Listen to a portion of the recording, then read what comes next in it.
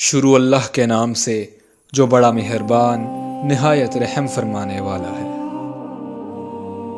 بے شک جن لوگوں کی روح فرشتے اس حال میں قبض کرتے ہیں کہ وہ اپنی جانوں پر ظلم کرنے والے تھے، فرشتے پوچھتے ہیں کہ تم لوگ کس حال میں تھے؟ وہ کہتے ہیں ہم تو زمین میں بے بس تھے۔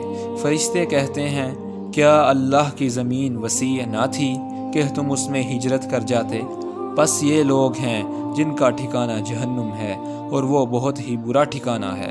مگر وہ جو واقعی بے بس ہیں، مردوں اور عورتوں اور بچوں میں سے، جو نہ ہجرت کی کسی تدبیر پر قدرت رکھتے ہیں اور نہ وہاں سے نکلنے کا کوئی راستہ پاتے ہیں، تو یہ وہ لوگ ہیں جن کے بارے میں امید ہے کہ اللہ ان سے درگزر فرمائے گا، اور اللہ بہت معاف فرمانے والا، بڑا ہی بخشنے والا ہے۔